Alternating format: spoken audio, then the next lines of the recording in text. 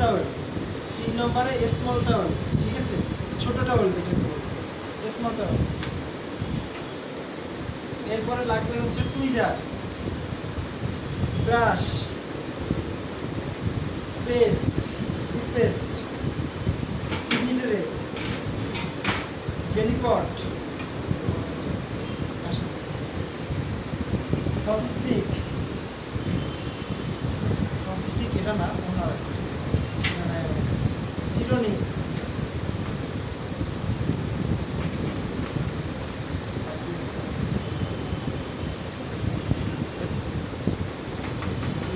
ভিডিওটা একটু পরে করেন, আপনি একদম শুরু করলে টাং লাগবে, টাং ক্লিনার লাগবে, আর হচ্ছে ডেন্টাল ফ্লস লাগবে। ডেন্টাল ফ্লস তো চিনি, জি, চিনেন না ডেন্টাল ফ্লস? ছোট ধরেন সকল ইকুইপমেন্ট আমাদের কাছে নাই, যেগুলো আছে আমরা শুধুমাত্র ওগুলো দিয়ে আমি সবগুলোকে এক একটাকে মনে করবেন আর দেখবেন, ঠিক আছে।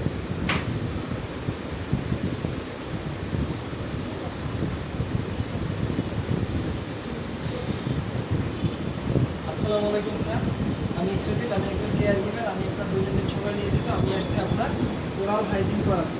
আপনি যদি অনুমতি দেন আমি আমার কাজটি করতে পারি, উনি অনুমতি দিয়েছেন। ধন্যবাদ স্যার, আপনি কিছুক্ষণ অপেক্ষা করুন, আমি আমার ইকুইপমেন্ট এবং কুপি মেনটেন করে আসছি। দেখি, ফার্স্ট হচ্ছে আমরা আমাদের বেডটাকে 45 ডিগ্রি অ্যাঙ্গেলে সোজা করে নিই।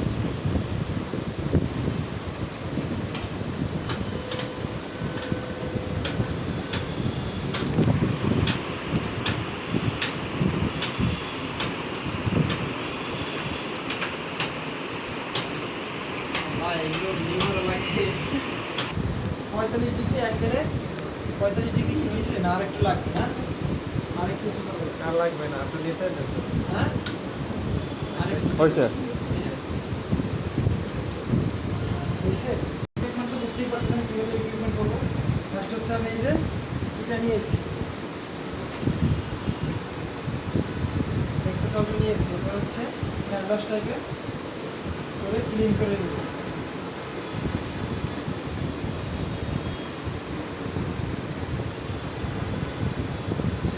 করে নেব, হ্যান্ড গ্লাভস করে নিয়ে ফার্স্ট হচ্ছে আমার টুকির উপর যে রশিটা থাকবে একটা ভাঁজ দিয়ে একটু কোমর পর্যন্ত ধরে রাখবো। এরপর হচ্ছে আমি একটা রাবার শিট দিব, রাবার শিট দিয়ে ব্যক্তির মাথাটা হচ্ছে আমার দিকে 45 ডিগ্রি অ্যাঙ্গেলে ঘুরিয়ে নিব। এরপর হচ্ছে একটা আমরা কিন্তু এই যে যখন এই ওরালাইজিংটা করাবো না, আমরা মেকিং গ্রাউন্ডটা করে নিব কিন্তু আপনাদের উপরে, ঠিক আছে, কারণ এখানে যে পানি ইউজ হবে, সেক্ষেত্রে হচ্ছে আমি মেকিং পেজ গ্রাউন্ডটা করে নেবো। যেহেতু আমাদের কাছে এখন বিগ টাওয়েলটা নাই, সেক্ষেত্রে এটা আমরা বিগ টাওয়েল হিসেবে ইউজ করলাম। বিগ টাওয়েলটা হচ্ছে এভাবে তার উপরে দিয়ে দেবো, ফার্স্টে রাবার শিট, তারপর হচ্ছে বিগ টাওয়েল, ঠিক আছে। এবার হচ্ছে আমি পেশেন্টকে জিজ্ঞেস করবো, পানি নেবো, পানি নিয়ে পেশেন্টকে জিজ্ঞেস করবো, স্যার আপনি কি নিজে কুলি করতে পারবেন না আমি আপনাকে কুলি করিয়ে দেবো? উনি বলছে আমাকে কুলি করিয়ে দেবো। তারপর হচ্ছে আমি কুলি করাবো। কুলি করানোর জন্য আমাদের কিডনি ট্রে লাগবে, ঠিক আছে। ওনার মুখে হচ্ছে এই যে আমি পানি দিয়েছি, দেওয়ার পর হচ্ছে আমি পানি দেওয়ার আগে কিডনি ট্রেটা এখানে রেখে দেবো, কারণ উনি তো বেডের শখ, কারণ ওনার মুখ থেকে পানি পড়ে যেতে পারে, কারণ কিডনি ট্রেটা আগে দিয়ে দেবো। এই যে পানিটা দিয়েছি, কুলি করে উনি পানিটা কিডনি ট্রেতে ফেলছে। ফেলার পরে টর্চ লাইট, ঠিক আছে, আমি হচ্ছে টর্চ লাইটটা নিয়ে দেখবো ওনার মুখের মধ্যে কোথাও ঘা, আঘাতের চিহ্ন বা কোনো ক্ষত বা লালা আছে কি। যদি থাকে আমি হচ্ছে একটা সস স্টিক নেব, ঠিক আছে। সস স্টিকটা নিয়ে ওনার মুখের মধ্যে ওই সস স্টিকটা দিয়ে, সস স্টিকটা কি সেটা আমি আপনাদেরকে এখন বলি। এটা হচ্ছে দিয়ে আমরা ওনার মুখের যে লালা আছে বা যে ক্ষত আছে বা যে আঘাত আছে ওখানে ভালো করে সমস্ত একদম মুখটাকে মুছে ফেলবো। মুছে ফেলে এটাকে আমি ডিসপোজ করে দেবো। একটা লাগলে একটা, দুটো লাগলে দুটো, মানে যতগুলো লাগবে। এবার হচ্ছে আমি আবার পানি নেব, পানি নিয়ে হচ্ছে ওনাকে কুলি করাবো, বুঝতে পেরেছেন? ওনাকে আবার কুলি করাবো।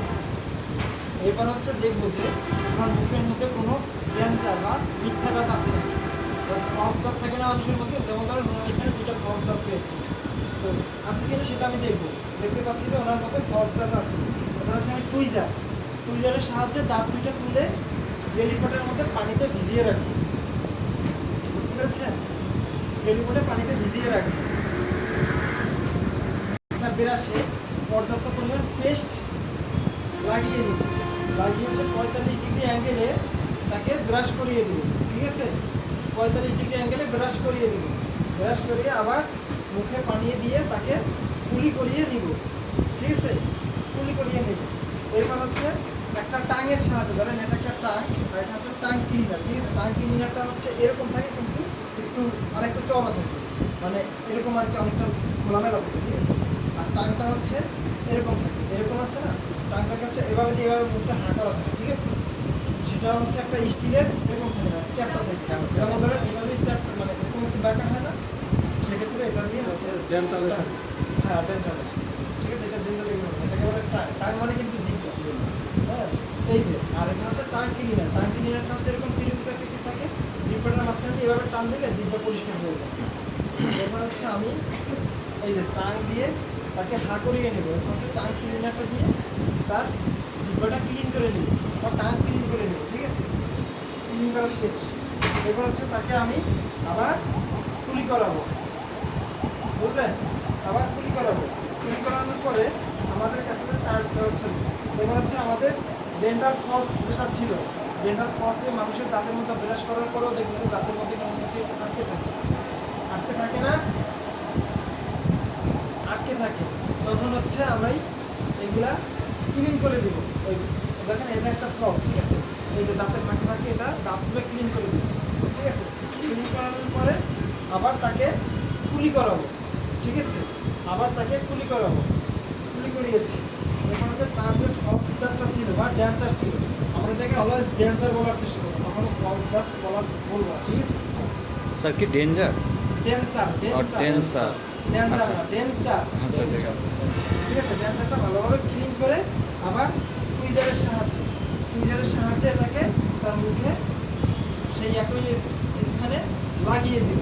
ঠিক আছে, লাগিয়ে দেওয়ার পরে আমি একটা ছোট যে স্মার্ট টাওয়ালটা নিয়েছিলাম, মনে আছে? স্মার্ট টাওয়ালটা হচ্ছে ভিজিয়ে ওনার ফার্স্টে হচ্ছে ওনার মুখ মানে চোখ ভালো করে, যেমন ধরেন ওটা হচ্ছে স্মল টাওয়াল, এটাকে ভিজিয়ে ভালো মতন চিপড়িয়ে ওনার চোখ আগে মুছবো। ঠিক আছে, এবার মুখটা ধরে ওনার চোখ আগে আমরা চোখটা মুছবো, তারপর হচ্ছে মুখের কপালের উপরটা, তারপর হচ্ছে আস্তে আস্তে সমস্ত মুখটা ভালো করে মুছিয়ে দিব।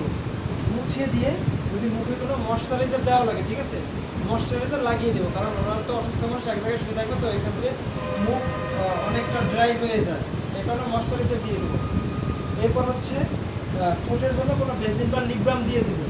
এরপর হচ্ছে আমরা যে চিরুনি নিয়েছিলাম, ওনার যদি মাথায় যদি কোনো জেল বা তেল দেয়, মাথায় জেল বা তেল দিয়ে সুন্দর মতন ওনার মাথাটা আজকে ওনার গরমিংটা আমি ঠিক করে দেবো। ঠিক করে ওনার এই যে বুকের উপরে যে ফার্স্টে যে বিগ টাওয়ালটা ছিল, বিগ টাওয়ালটা এই যে এভাবে 4 ভাঁজ করে তুলবো, কারণ এখানে যে ময়লা বা পানিটা পড়ছে এটা যদি এভাবে ধরে যে টান দেই, সেক্ষেত্রে ওইগুলো আবার তার বুকের উপরে পড়ে যাবে বা তার বাকি যে ইকুইপমেন্টগুলো আছে যেমন এই যে বালিশ, এগুলো ভিজে যাবে। ঠিক আছে, এভাবে 4 ভাঁজ করে এই যে তুলে এটাকে এই যে ডিসপোজ করে দিব। এবার হচ্ছে রাবার শিটটাও সেম, এই যে 4 ভাঁজ করে এই যে এটা এভাবে যদি তোলা হয়, সেক্ষেত্রে কি বাইরে কোনো ময়লা পড়ার চান্স আছে? কোনো চান্স নেই, এভাবে ফেলে দেবো। এবার হচ্ছে আমি ওনার মাথাটা সোজা করে ওনার গায়ে জোর শিটটা সুন্দরভাবে দিয়ে বেডটা আবার রিপোজিশন করবো, বেডটা ঘুরে আর উড়ে গেল। ক্লিন করবো, তারপর হচ্ছে নিজে ক্লিন হবো। এরপর হচ্ছে আমি পেশেন্টের থেকে অনুমতি নেবো, ধন্যবাদ স্যার, আপনার সহযোগিতা আমি আমার কাজটি সম্পন্ন করতে পেরেছি, আপনার অনুমতি দিলে আমি আসতে পারি। এটা বলে রেকর্ড ফাইলটা একদম পুরো আপনার কেয়ার গিভারের সাইনটা দিয়ে, আপনার সাইনটা দিয়ে